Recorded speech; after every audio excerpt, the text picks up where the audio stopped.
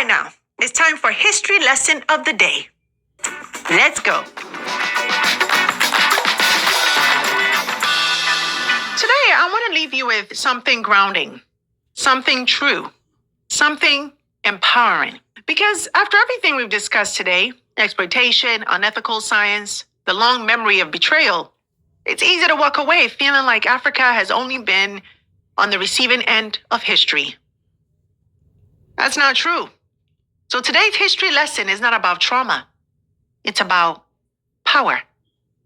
And not imagined power, documented power. I want to take you back to a time where Mali was not peripheral to the world. Mali was the world. Let's set the stage properly. We're in the early 14th century, the 1300s. Europe at this time is not what people imagine today. It is fragmented, poor, politically unstable, still climbing out of feudalism. There is no global Western dominance yet. The center of gravity of the world economy still elsewhere. North Africa, the Middle East, Asia, and crucially, West Africa. And at the heart of West Africa sits the Mali Empire. Mali's power did not come from chance or folklore. It came from control. At its height, the Mali Empire controlled a massive portion of the world's gold supply. The most important trans-Saharan trade routes, salt mines essential for survival and preservation, agricultural systems that fed large populations, a tax system sophisticated enough to sustain an empire. Gold did not trickle out of Mali. It moved through Mali, on Mali's terms. This meant Mali didn't just sell commodities. It shaped markets. And that distinction matters. At the center of this empire was Mansa Musa. Most people are told a simplified version of his story. The richest man who ever lived. And that framing actually undersells him. Mansa Musa was not just wealthy. He was a monetary force. He ruled over an empire so economically central that his personal decisions had macroeconomic consequences across continents. And nothing demonstrates that better than what happened in 1324. In 1324, Mansa Musa embarked on the Hajj, the pilgrimage to Mecca. But this was not a quiet spiritual journey. It was a state procession. He traveled with tens of thousands of people, soldiers, scholars, officials, servants, hundreds of camels, each carrying large quantities of pure gold. This caravan stretched for miles. And as it moved across North Africa and into the Middle East, something unprecedented happened. Mali did not arrive as a visitor. Mali arrived as an economic shock. When Mansa Musa passed through Cairo, he did something that no ruler before or after has ever replicated at that scale. He gave away gold, not symbolically, not sparingly. He distributed so much gold to the poor, to traders, to scholars, to officials, that the price of gold collapsed. Let that sink in. Gold, the backbone of currency, lost value because of one African ruler's movement through the city. Prices surged, inflation followed, markets destabilized. And according to historical records, Egypt's economy took over a decade to recover. This was not conquest. This was not war. This was economic power. And it tells us something crucial. Mali did not need armies to bend the world. Mali bent the world through control of value. But Mali's dominance wasn't just economic. It was intellectual. At the same time, Mansa Musa was distributing gold. He was also funding universities, building mosques, attracting scholars from across Africa, the Middle East, and Europe. Timbuktu was not a backwater. It was a global center of learning, medicine, astronomy, law, mathematics, philosophy. Thousands of manuscripts were written, preserved, and debated, many of which Europe would not rediscover until centuries later. So while Europe tells the story of the Renaissance as a uniquely Western awakening, much of that knowledge passed through Africa first. Mali did not just control resources, It controlled ideas. So, if Mali was this powerful, why don't we learn this properly? Well, because acknowledging Mali's dominance disrupts a convenient narrative.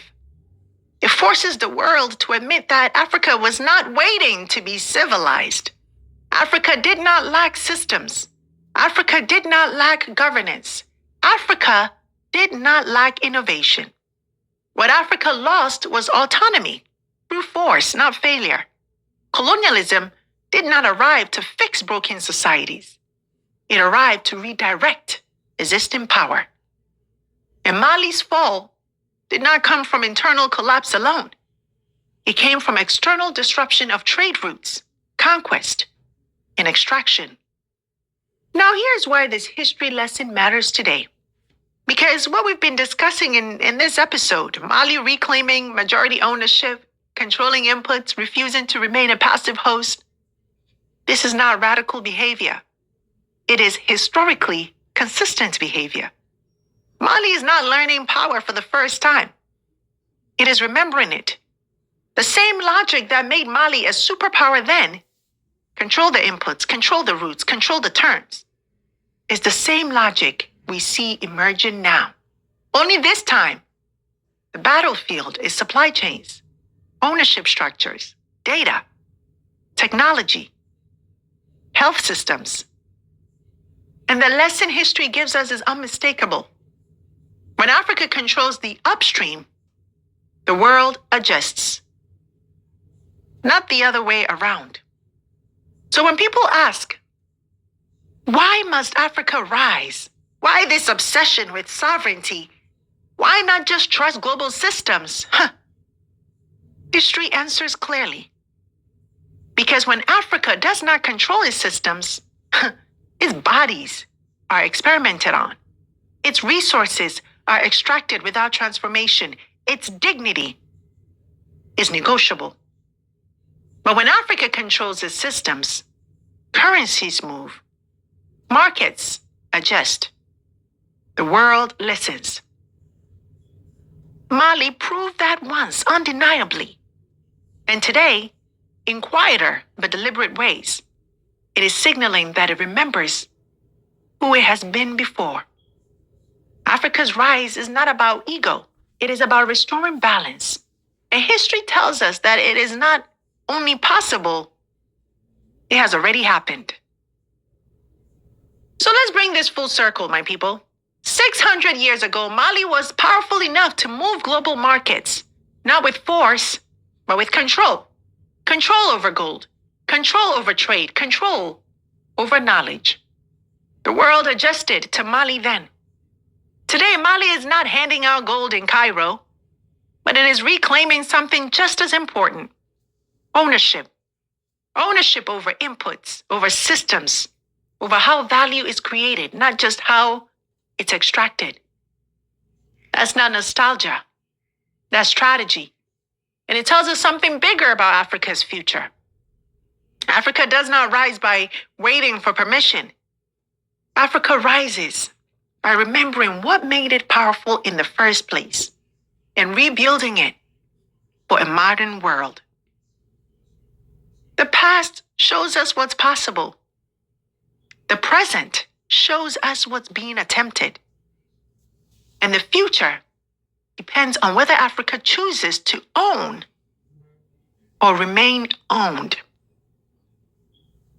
Mali once shaped the world's economy. There is no rule that says it and Africa cannot do it again. My people, this is not the end of the story. This is the return. It must be the return. And now, as I always do, I turn it over to you. What stood out to you most in this episode? And what was your biggest takeaway? And what conversations do we need to have next to keep pushing this forward? Let me know in the comments. I'll be reading them and chiming in as usual. That's it for today's show. I want to thank you for tuning in. Thank you for thinking with me. And thank you for helping build this community of clarity, courage, and solutions. If you found value in today's conversation, share this with at least 10 people and invite them to join us here weekdays at 4 p.m. as we break it down together. And don't forget to subscribe, join our channel membership for deeper dives, and stay connected with me on Substack. I'm Sandra Bebu Boateng, and until next time, take care.